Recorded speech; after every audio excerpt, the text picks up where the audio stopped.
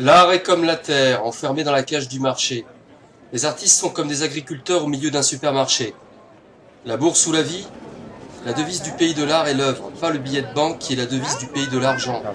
Si le marché de l'argent, parasite collé au marché de l'art, tombe à l'eau, seul l'art pour l'art fixera sa valeur réelle dans un marché de l'art nettoyé du marché de l'argent qui lui fixe indûment son cours. Les critères matériels ne recoupant pas les critères spirituels. Ou alors c'est une fake news et c'est l'argent qui s'est mis à lui-même la couronne de Napoléon. L'art est vampirisé par une bourse de cotation artificielle et volatile, mais un art né libre et affranchi dont la liberté est fondamentale refuse les chaînes du marché de l'art. Je propose la partition de la terre autochtone de l'art et du marché international.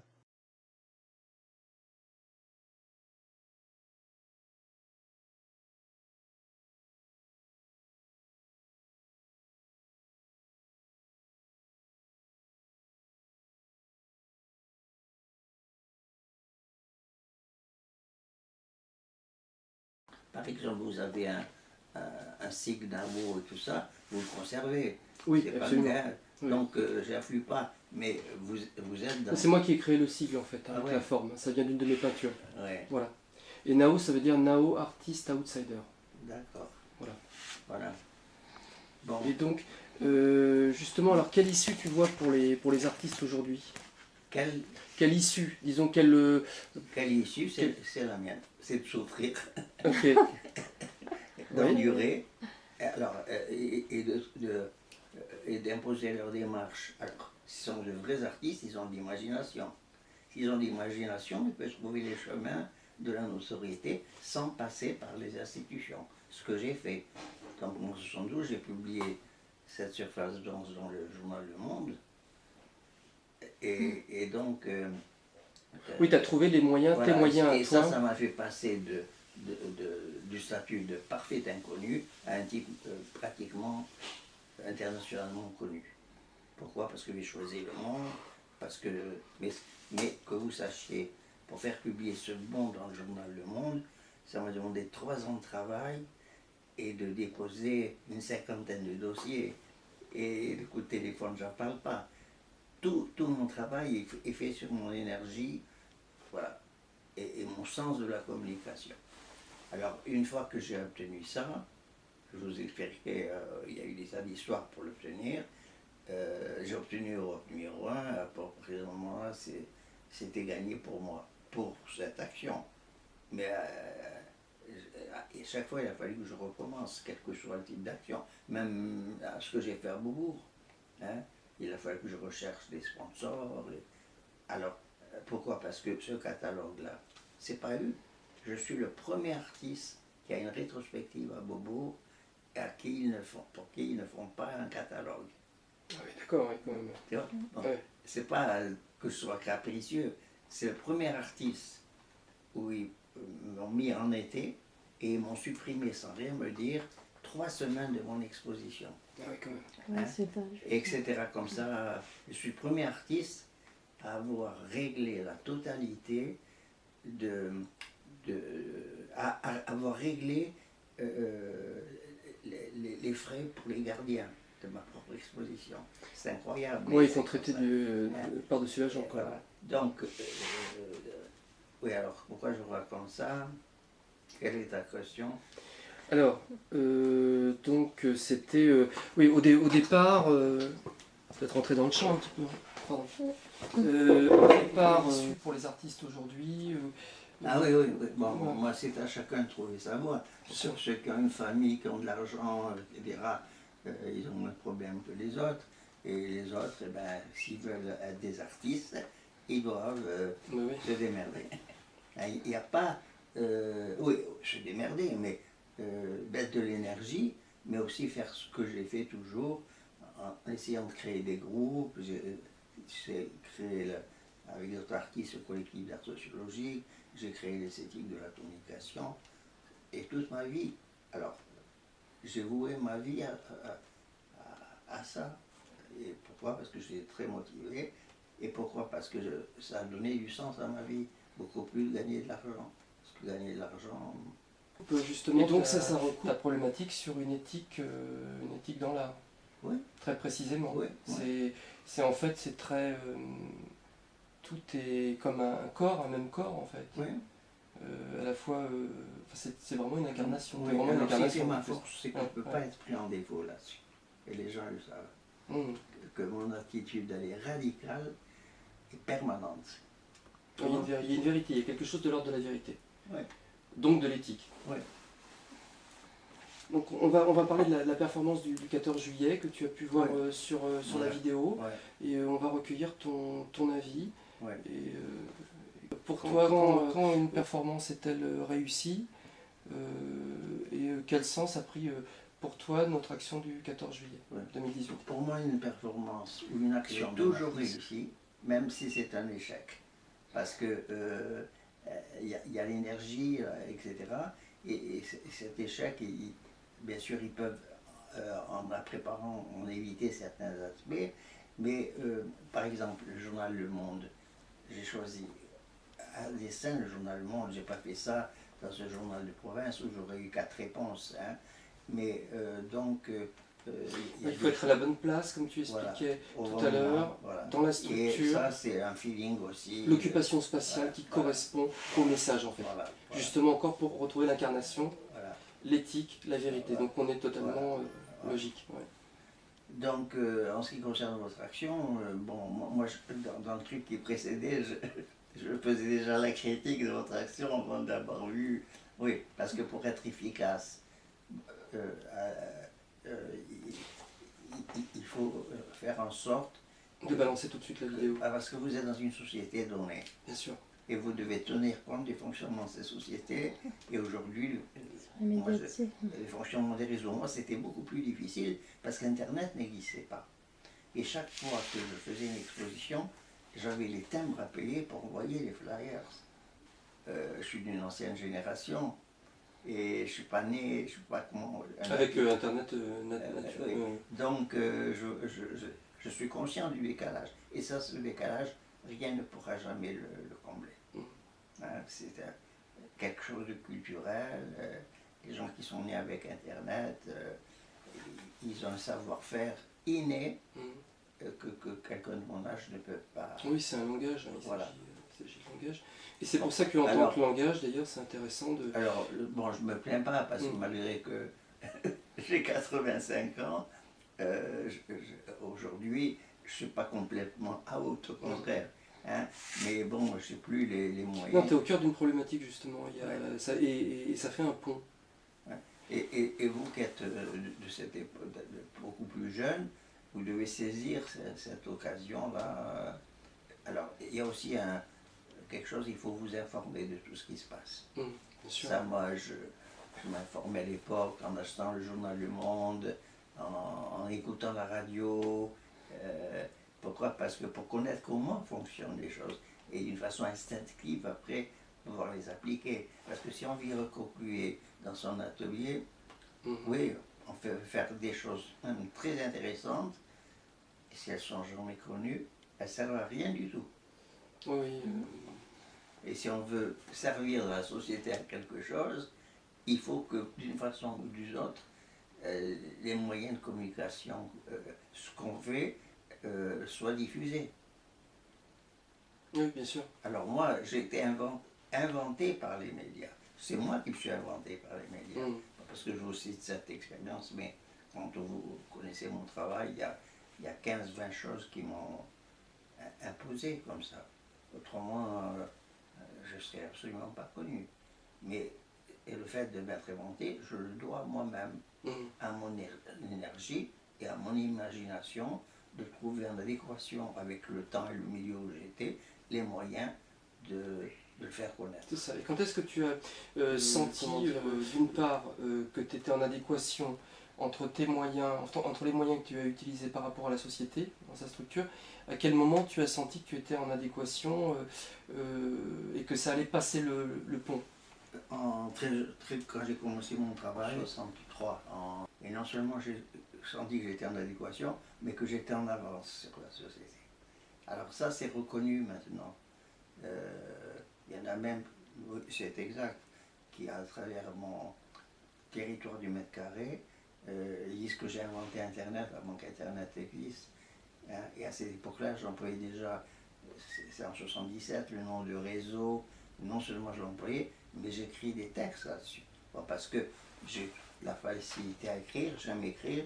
Et bon, et après, oui, alors, je fais une petite digression, mais moi je suis rentré d'Algérie, mis à la porte en 63.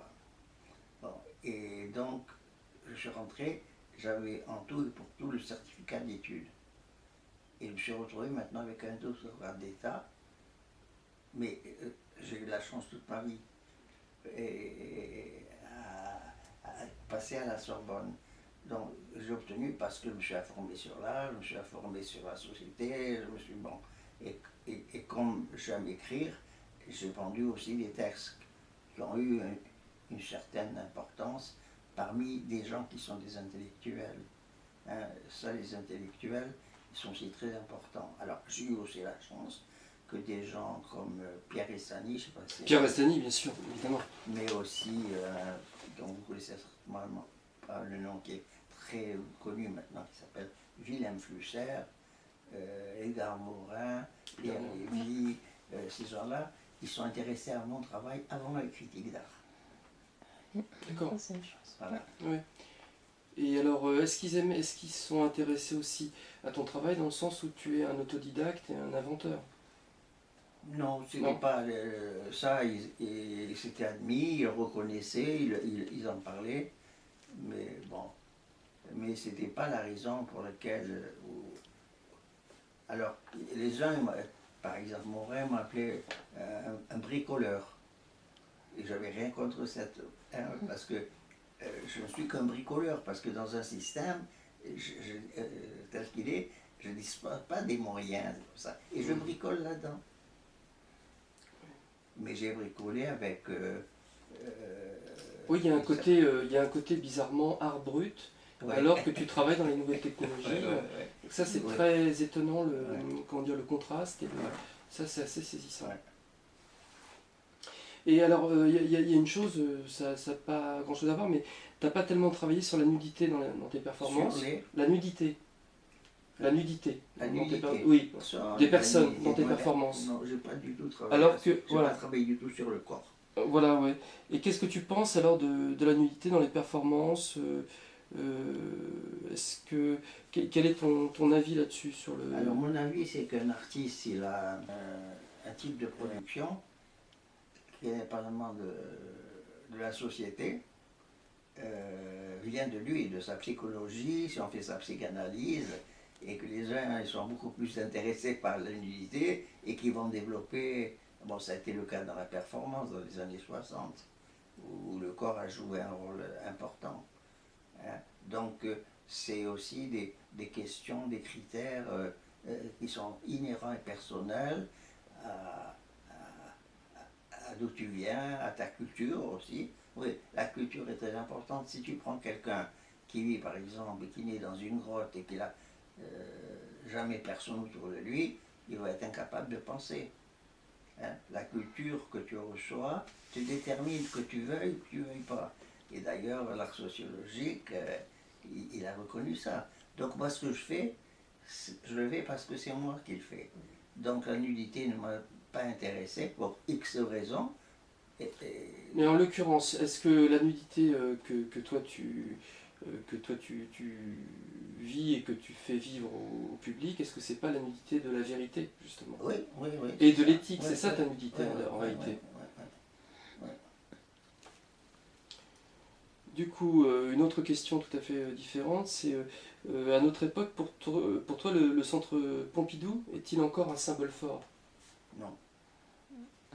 Je suis catégorique là-dessus. Ouais. Parce que il a un symbole fort par rapport à l'art du passé. Il a gardé. Mais L'art moderne, en fait, compte? oui, l'art moderne. Hein, ou même l'art plus ancien, ou même l'art contemporain, mais reconnu, tu vois, alors, dans le système. Mais le centre Pompidou a suscité beaucoup d'élan parmi les artistes, parce qu'on espérait, moi j'avais eu des contacts avec un type qui était maître d'œuvre là, c'était de mettre des écrans de tous les côtés, il y a de ça 40 ans. Hein. Et les artistes comme moi, ils ont été très déçus parce qu'ils sont retombés de suite dans un archi connu qui était l'art moderne. Ils ont fait des expositions. C'est Lyotard, Ouais. vous en avez parlé. Lyotard, ouais. C'est un philosophe, il avait été invité, il a organisé une exposition. C'est la seule chose qui s'est passée intéressante jusqu'à nos jours au Centre Pompidou, où ils ont été sinon en avance, sinon en feeling avec la société du moment et les choses qui se préparaient. Et le fait que ça soit, le fait que le Centre Pompidou soit géré par des fonds américains, est-ce que ça fait aussi peut-être leur choix Ça détermine leur choix. Ça détermine leur choix Oui. qui sont plutôt sur des artistes américains en fait. Leur choix est en fonction du marché. Et le marché ne vend jamais les choses d'avant-garde parce qu'il faut un certain temps d'acculturation. Hein. Moi, quand j'ai fait ça il y a 40 ans, personne ne comprenait. Et maintenant, ça commence à être compris. Donc, et alors ça, c'est le propre de toutes les institutions. Et souvent, s'il m'a aidé, c'est parce qu'il estimait que des gens comme moi étaient nécessaires dans les institutions pour amener du sang neuf et pour amener même de la contestation. Parce que ce qui fait évoluer les institutions, c'est ces critères. Autrement, elles s'enferment, elles se sclérosent, elles se stratifient. Oui, ils sont dans un entre-soi qui fait que ça perd de sa vie en fait. La fondation Georges Pompidou, elle est située à New York. Oui, mais alors là, c'était dans ma stratégie de communication pour les mettre en difficulté et pour me foutre de leur gueule et au niveau international. Parce que moi, j'estime que j'ai plus rien à faire en France. Et ça ne m'intéresse pas même de chercher à faire une exposition. J'étais au Centre Pompidou, j'en ai plus. Ça y est, c'est derrière moi. Mais j'ai fait ça aussi, d'une certaine façon, c'est vrai, pour régler mes comptes avec le Centre Pompidou, mais régler mes comptes d'une façon en adéquation avec l'éthique. Hein, parce que moi-même, j'estime, comme beaucoup d'artistes, avoir subi leur loi et leur abus de pouvoir. Et en faisant ça, à travers l'exemple que je peux défendre, qui est le mien, je défends la position de tous les artistes. Alors, oui, alors... Et du coup, alors, puisque tu dis j'ai plus rien à faire en France, pourquoi tu vas pas t'installer en Amérique? Est-ce qu'il y aurait... Parce que je suis trop vieux maintenant. D'accord. Parce que je parle pas la langue. Tu vois, les conditions Et culturelles... est-ce que c'est un regret ou est-ce que... Non. D'accord. Donc tu es Non, malgré parce tout que content j'ai d'avoir fonctionné. travaillé en J'ai langue fonctionné. française Voilà, Oui. d'abord, je pense qu'un artiste, il a aussi des racines. Oui, bien sûr. Et que par rapport à mes racines, j'étais en adéquation avec ces racines. Mais bon, maintenant c'est une question d'âge, bien sûr, ou même avant, quand j'avais 30 ans. Et alors qu'aux États-Unis, j'aurais sans doute réussi plus facilement. C'est-à-dire, mon travail aurait été reconnu plus facilement. Alors pour revenir à mon exposition de New York, le titre de cette exposition, c'était « J'expose le Centre Pompidou à New York ». J'inverse les choses. Oui. Et alors, je donne des détails, par exemple, j'ai organisé 2 débats auxquels j'ai invité, parce que ces gens comme le Bernard Bissem, je les connais depuis 40 ans, je les fréquente depuis 7 ans. Et j'ai envoyé une invitation à Bissem de participer à un débat sur l'éthique. En sachant qu'il n'allait pas venir. Mais lors du débat, il y avait une chaise vide avec Bernard Bissem qui l'attendait.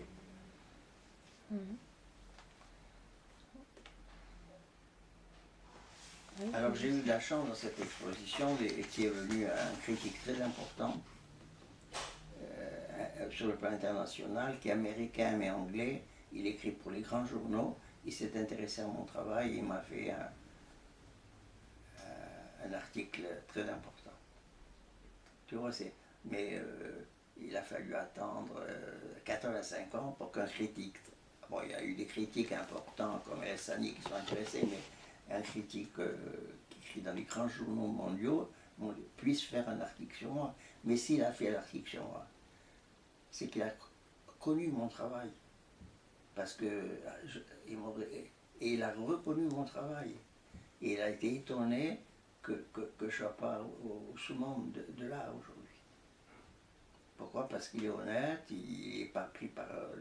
il a une certaine rigueur, et il a compris qu'est-ce que je voulais faire. Et quelqu'un comme Ben, qui parle toujours de vérité, qu'est-ce qu'il pense de ton idée sur l'éthique? Ben, moi j'ai été pendant 5 ans professeur à Nice. Sophia Antipolis. Oui, mais c'était à Nice, hein, Ouais, ça s'appelle. Et il n'est jamais venu à aucun de mes séminaires. Pourquoi? Parce qu'il estimait que j'étais un concurrent. Parce que c'était un petit roi là-bas. Il arrivait quelqu'un qui avait les médias et tout ça, il ne pouvait pas supporter ça. Bon, alors d'autre part, j'estime que Ben, quand il était à Fluxus, il a fait des choses très intéressantes. Mais qu'après, il s'est répété constamment. Hein. Et donc, ce qu'il fait maintenant, c'est devenu un commerçant. Alors bien qu'il continue à développer, mais du point de vue de l'éthique, il ne s'est jamais manifesté non plus beaucoup, Ben.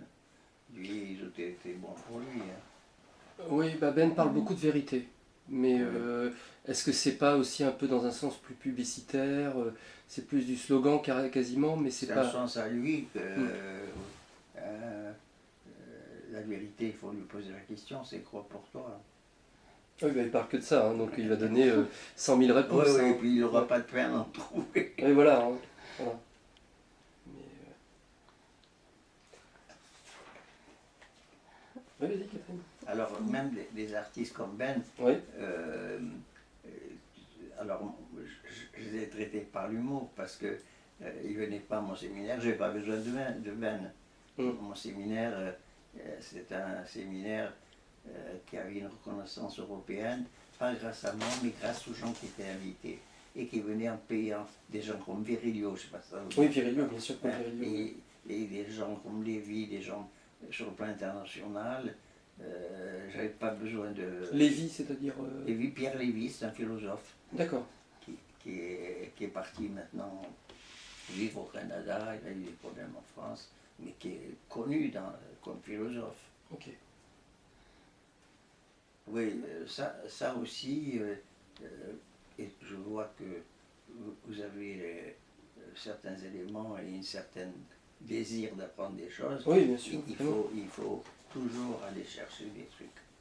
Ouais. Il faut, mais non seulement chercher parmi les intellectuels, dans la société. Oh, mais dans tout. Voilà. Oui, mais dans tout, bien sûr. Bien sûr. Oui, il y a un côté dans ce que tu fais finalement de journaliste d'investigation. Oui. Et... Je dis que je suis un, comment ça s'appelle, il y a un mot, des gens qui dénoncent les choses. Ah oui, comment on dit? Don Quichotte? Non, mais non. Non, non, un révélateur. Non. Un lanceur d'alerte. Un lanceur d'alerte, oui. exactement. Mm. Oui, exactement. Oui, un lanceur d'alerte. Oui, alors ça c'est très actuel. Alors, est-ce que tu aurais déjà été accusé d'être complotiste? Non. Ah, formidable. Jamais ça, on m'a accusé pour autre chose, mais d'être complotiste, non. Ok. Ce qui veut tout et rien dire, hein, Oui, de nos jours. Hein. oui. Ou de lancer des fake news. Non. Non plus. Et j'en ai jamais lancé des fake news. Oui, non, parce que quand je dis... Les Je gens, pense que ça veut dire maintenant, parce que... les gens, quand j'ai dit, j'ai annoncé, parce que moi j'ai débordé le centre Pompidou, c'est moi qui, pour les forces, leur faisais la main, j'ai annoncé cette exposition avant qu'ils l'annoncent. Et les gens n'ont pas cru. Ils ont dit, ah, c'est Forest encore qui se fait sa publicité. Mais alors, ceci dit, tu as un côté qui est plutôt marrant de Ludion, comme ça, Oui, c'est le côté je te disais, d'humour. un côté carnaval quasiment un peu Il y a un belge. mot Ouais. dans mon travail, c'est le détournement, détourner l'information. Et ça, c'est ma force. Beaucoup plus que Oui, c'est pas tu es pas un théoricien sec, asséché, Non. etc. Flusser, c'est lui qui m'a invité à la Biennale de Sao Paulo. Et il lui est pas revenu parce que le régime était un régime militaire. Et moi, j'ai fait des tas de choses là-bas. Et quand je suis revenu, il me dit, parce qu'il était comme ça, il me dit, pour faire ces choses-là, tu avais la complicité du régime, tu n'aurais jamais pu rien faire. Et tu as amené des gens de Sao Paulo jusqu'à Brooklyn, c'est ça? Oui, En bus, ça m'a semblé. oui, ouais. c'est ça. Mais non, ce qui est important, c'est que je sois invité d'une façon officielle, par l'intermédiaire de... Bon, je remonte l'histoire. Les biennales de Sao Paulo à l'époque, elles s'organisaient toujours par représentation nationale. Il y avait les Suisses et les Français. Et là, j'avais aucune chance d'être là. Et ma chance, ça a été qu'ils ont organisé une catégorie qui était les artistes de la communication. Et Flusser, qui m'ignorait et qui a rencontré beaucoup de gens, il a posé la question à un autre type qui s'intéressait à mon travail, qui était le musée des Beaux-Arts de Lausanne, et qui a organisé après des séminaires sur art, technologie, etc., qui s'appelait René Berger. Et René Berger, il a demandé, est-ce que vous connaissez, est-ce que tu connais des gens qui travaillent? Et René Berger me l'a dirigé sur moi, c'était en 72. Il est venu me voir et il m'a fait participer d'une façon officielle à la Biennale. Alors ça avait un intérêt parce que la structure de la Biennale là-bas, elle a pu obtenir, ce que j'avais pu obtenir moi, la participation de 15 journaux nationaux pour faire l'espace média. Des journaux nationaux Du Brésil. Du Brésil, c'est les ça. plus grands Ouais. journaux, Globo, Folha, Sao Paulo, ils ont publié des espaces blancs. Tu parles. Non, pas un mot. Est-ce que tu as dit Non, à mais- Sao Paulo? C'était mais pas c'est- mal quand même. Mais J'arrive c'est les pas à faire l'accent. Portugais, avec Ok. les Portugais, les Espagnols, en D'accord. parlant avec les mains et tout ça, les Italiens. Ok. D'ailleurs, ça fait rire ma femme parce que quand elle me voit parler même l'anglais, alors que je baragouinais, mais les gens me comprennent, c'est l'essentiel. Oui. Et donc à Sao Paulo, j'ai présenté deux actions, qui étaient une action Space Média, une action où je suis aussi un pionnier, c'est l'utilisation du téléphone. Pourquoi? Parce que j'avais 10 lignes de téléphone avec des répondeurs, et toujours dans mon propos, je demandais aux gens de s'exprimer librement. Et il y avait des haut-parleurs qui étaient branchés. Dans le cadre de mon centre de la Biennale, les gens, ils étaient en direct pour diffuser leur message. Et je leur disais avant qu'ils pouvaient faire ça d'une façon anonyme ou donner leur nom si vous voulez. Donc ça, c'est mes deux actions. Mais quand je suis arrivé, Flusser connaissait beaucoup de journalistes là-bas, et l'une d'elles, qui était la femme de la Folha Sao Paulo, tu sais, c'est comme le journal du dimanche, un truc très important, elle a compris qu'ils pouvaient, eux, m'utiliser pour faire passer leur message qui était dans l'impossibilité de faire passer, parce que c'était trop dangereux pour eux. À l'époque, là, il y a beaucoup de gens qui ont été arrêtés qu'on n'a plus revus. Tandis qu'en me prenant moi comme intermédiaire, dont le statut me mettait quand même à l'abri. Oui, c'était un peu comme la Suisse. Voilà. T'as fait la... Voilà. Donc, ils m'ont... mais eux m'ont donné de l'espace dans les journaux. Ouais, ouais. Et je suis devenu l'artiste le plus important de la Biennale. Ouais, c'est énorme. Ça, c'est aussi de mes actions phares. Et là, je croyais que j'allais être connu pour Ouais. alors qu'il a fallu encore galérer. Ça, c'est en 73. Donc, Ça, c'est parce que le Brésil, c'était quand même pas au centre de la scène internationale. non, mais de toute façon, il y a beaucoup d'actions que j'ai cru qu'elles feraient éclater mon travail aux yeux du monde, mais les gens n'étaient pas préparés encore sur ce travail. Et j'ai pas eu de relais, peut-être permanent, de gens qui pouvaient le faire passer. Et alors oui, parce que toi, ton art sociologique, en fait, il y a, comment dire, il y a un vrai contenu, un vrai rapport avec l'éthique. Parce que il y a beaucoup de pseudo-art sociologique, mais c'est plus de l'entertainment pour les gens, c'est plus quasiment de l'animation culturelle pour centre de loisirs. Ah oui. Tu vois, Ça, c'est voilà, toute la et là, différence entre ouais, voilà. être un artiste sociologique et un animateur. Voilà, mais ça c'est très intéressant, très important ça. D'ailleurs, jamais on a traité d'animateur. Les gens ont compris.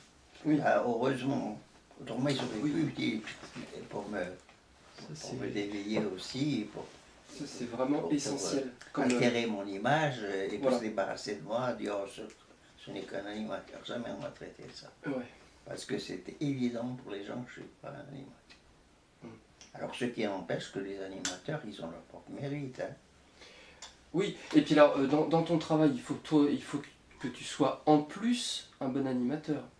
Ouais.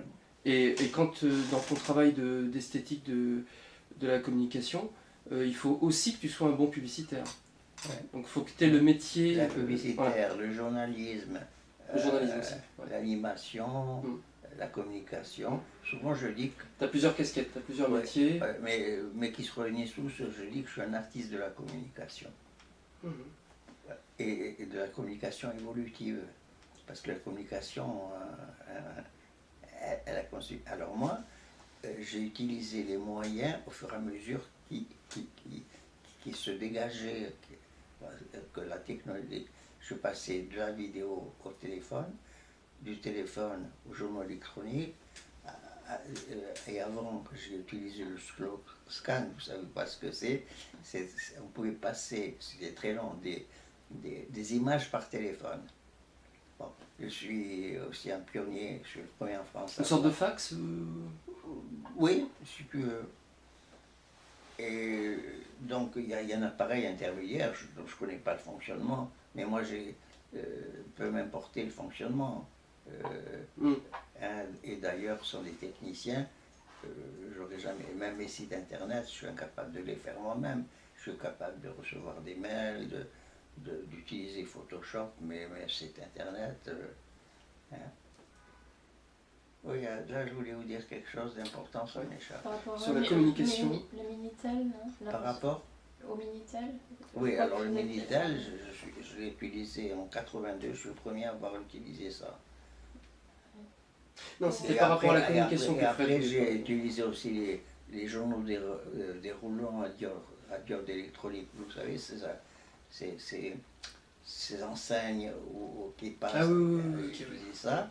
Et après, bien sûr, j'ai utilisé Internet et j'ai utilisé Second Life.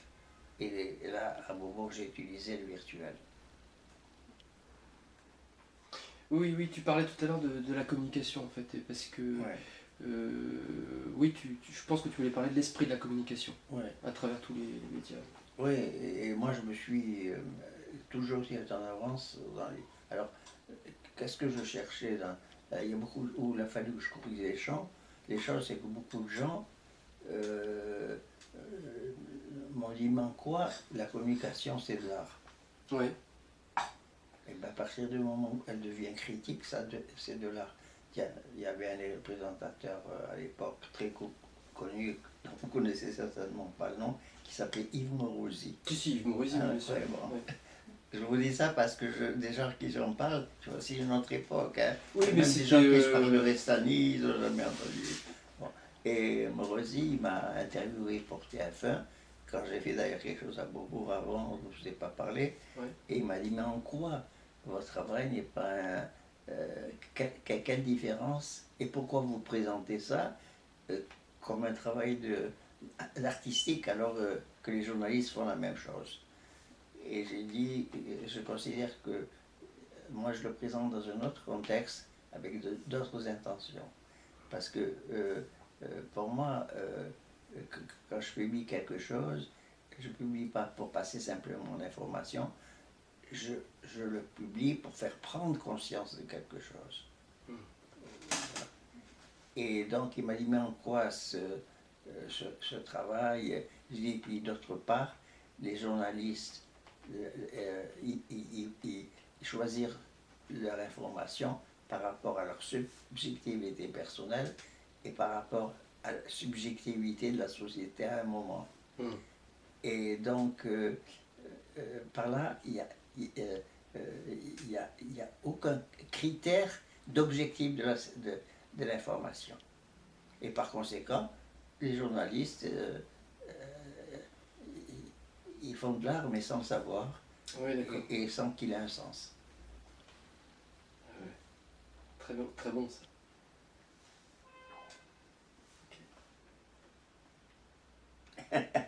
À toi le tour.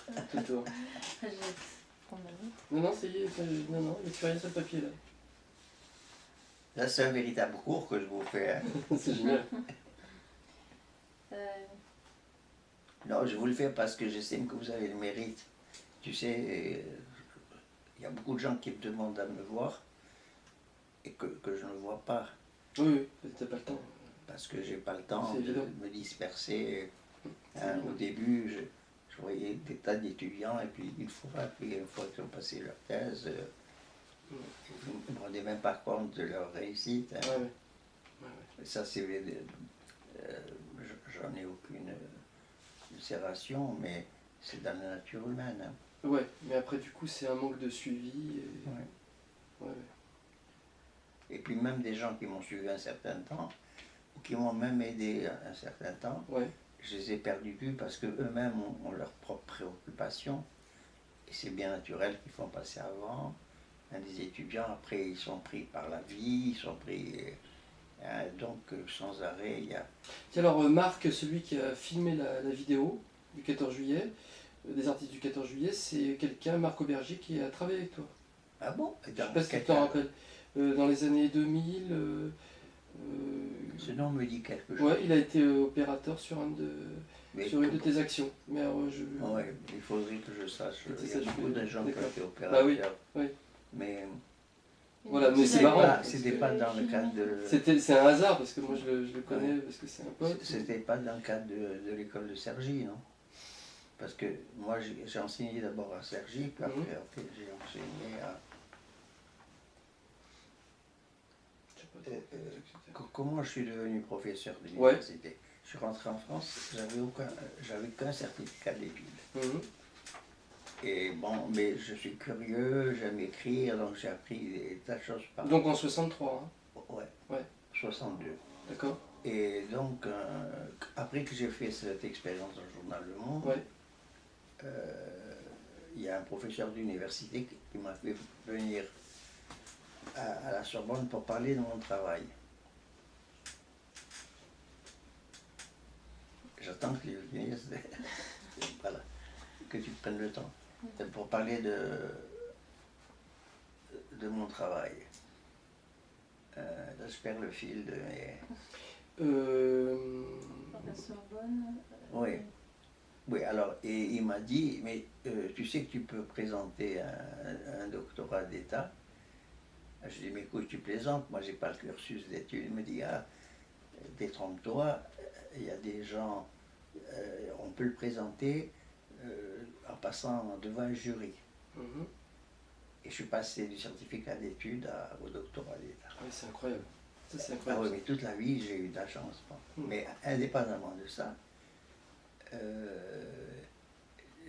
quand j'ai vu la salle à la Sorbonne où je devais, que je ne connaissais pas, passer moi, c'est une des plus belles salles j'ai eu de la chance, la salle des grandes thèses avec Louise de Chavannes comme plafond, et quand j'ai vu cette salle, j'ai dit, c'est pas possible que je passe là de façon traditionnelle, il faut que je fasse une action qui fasse imploser ce cadre.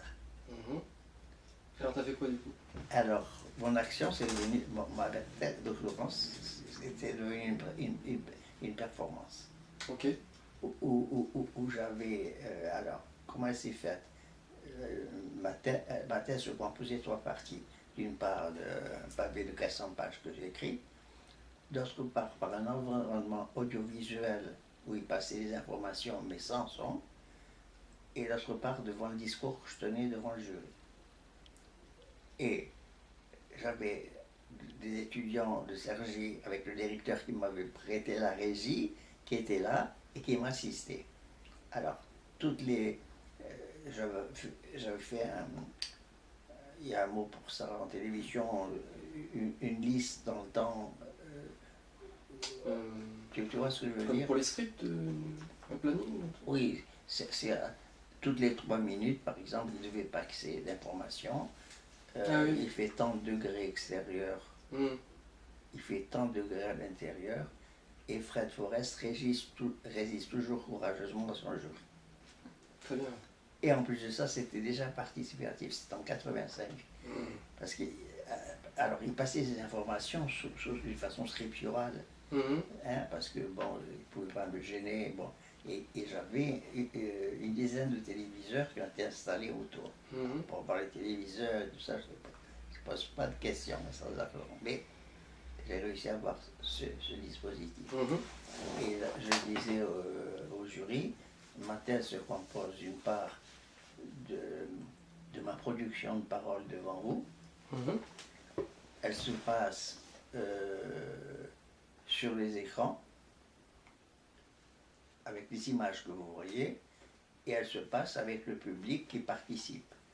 Parce qu'il y avait un chapeau qui circulait, et les gens qui mettaient ce qu'ils pensaient de ma thèse, voilà.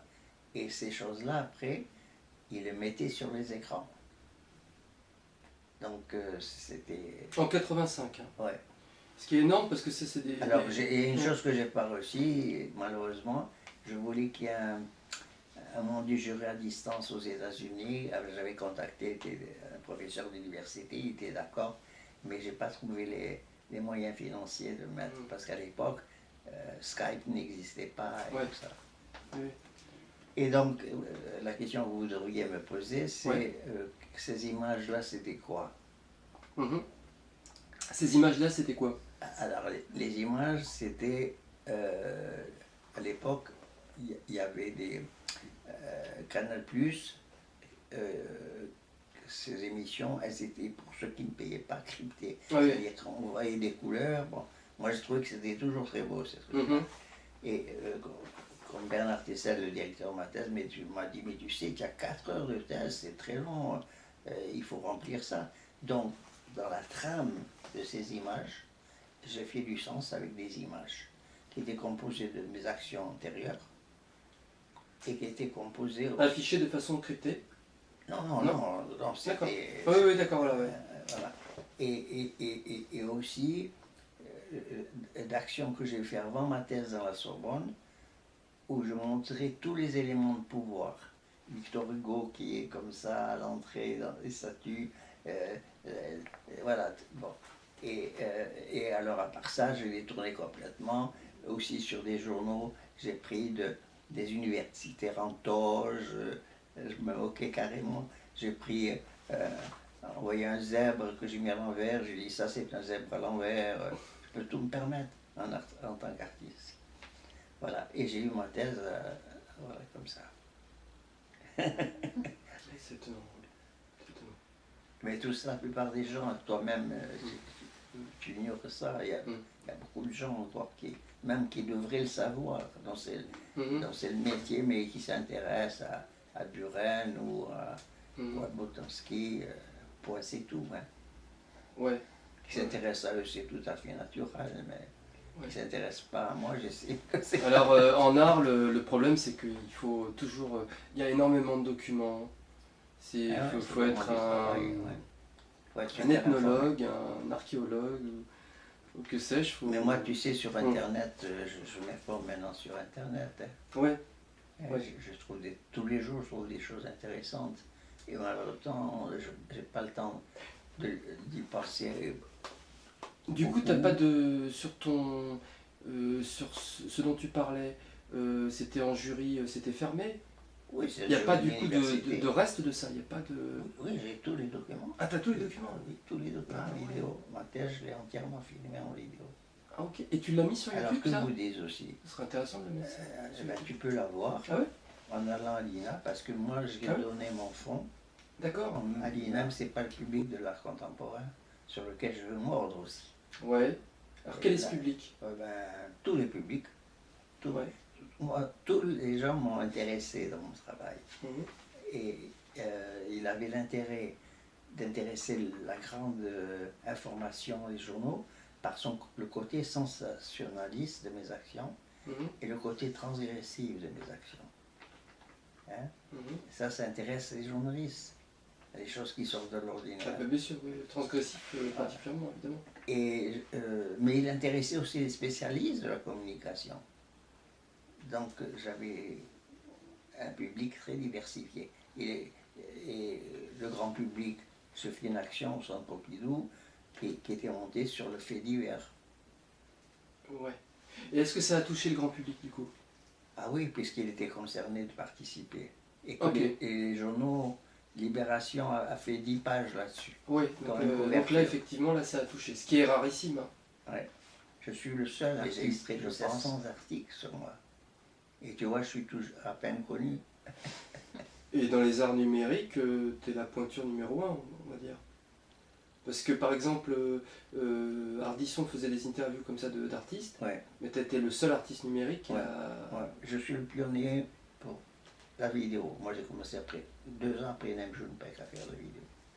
En 65, en 67, alors que lui a commencé en 65. Je suis le premier pour ce qu'on appelle les inserts de presse. C'est-à-dire se servir de la presse, non pas comme des outils de communication, mais comme des outils de création. Ce que j'ai fait avec le journal Le Monde. Mais dans la suite de la poussée de ce que j'ai fait dans le journal Le Monde, j'ai eu l'opportunité de faire ça sur les radios, des silences, de faire ça à la télévision. Sur Antenne 2, en 1972, j'ai fait au milieu des informations 1 minute où il n'y avait plus rien du tout. Ah mais justement, ça c'est quelque chose que vous avez rejoué avec Ardisson, la minute de silence. Voilà. C'est excellent. En plus de rejouer une action Oui, comme mais, ça, donc là il a... Voilà. Mais il savait beaucoup- jouer, hein, Ardisson. Alors beaucoup de gens l'ont rejoué, hein, Oui, d'accord. ils Ok, prennent ouais. ça comme référence, mais je l'ai fait en 72. Oui. Et alors j'ai fait ça dans plusieurs pays parce que, alors oui aussi j'ai beaucoup voyagé en Europe, j'ai fait tous les pays, et puis au Brésil j'ai fait beaucoup de choses, et aux États-Unis j'ai fait beaucoup de c'est beaucoup plus récent mes actions, mais j'ai fait des choses avec Second Life. Oui, ça c'est Mais pas ceci une- dit, cette minute de silence, donc par exemple, on peut dire que c'est un côté sacré en fait. Ouais. Et ça c'est intéressant, ça Je fais rejoint. un Ouais. minute de silence, pourquoi? Parce que dans une société où il y a une saturation d'informations, les gens ils sont pressés par l'information, et je me suis rendu compte aussi quand je demandais aux gens de s'exprimer, qu'ils renvoient de l'information du moment, c'est pas une information personnelle. Alors si tu coupes le robinet, les gens, tu les renvoies à eux-mêmes, et ça crée un état d'angoisse pour les gens aussi. Ça. Et ça rejoint des philosophies comme la philosophie bouddhiste. Oui, et tout à fait, oui, oui. Ouais. Tout à fait. Alors ce blanc, c'est aussi une chance extraordinaire, comment je l'ai réalisé. Ouais. Quand j'ai fait ça dans le journal Le Monde, j'ai pris l'annuaire, quand c'était prévu que je le fasse, et j'ai envoyé une invitation. Avec les 4 sous que j'avais, j'ai emprunté de l'argent pour envoyer ça. Mais je n'ai pas choisi les critiques d'art, j'ai pris des journalistes. Parce que les journalistes répercutent l'information. Et je reçois un coup de fil d'Antenne 2 qui me disent « Ah, c'est vous qui avez saturé notre rédaction de... alors, on va faire une interview de vous. » Alors, j'étais là-bas, et ils m'ont fait asseoir. Il y avait Pierre Lescure, qui est quelqu'un encore qui est dans les médias, et ils m'ont dit, alors, on va faire une interview. J'ai dit, non, je refuse les interviews. Ils m'ont dit, mais le sujet, oui, mais je veux faire une expérience avec vous, la même que j'ai faite le journal Le Monde. Pour publier un espace blanc au milieu de vos informations. Alors, ils se sont regardés en souriant d'une façon goguenarde. On sent il est fou ce type-là. Oui. Et un qui était parmi le staff a dit, mais est-ce que la première chaîne vous a contacté? J'ai dit, bien sûr, je vous donne 6 heures pour me répondre.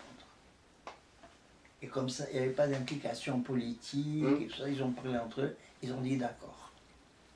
Et alors là, on a mis au point la forme. C'est moi qui leur ai proposé, Ouais. parce que autrement, ça passait comme une panne. Oui, oui, c'est vrai, ouais. Alors, j'ai dit, je vais vous me donner une minute, pendant 30 secondes, je vais dire attention, votre télévision n'est pas en panne. Attention, votre télévision n'est pas en panne. Et je dirais attention, attention, maintenant prenez ce temps pour vous-même.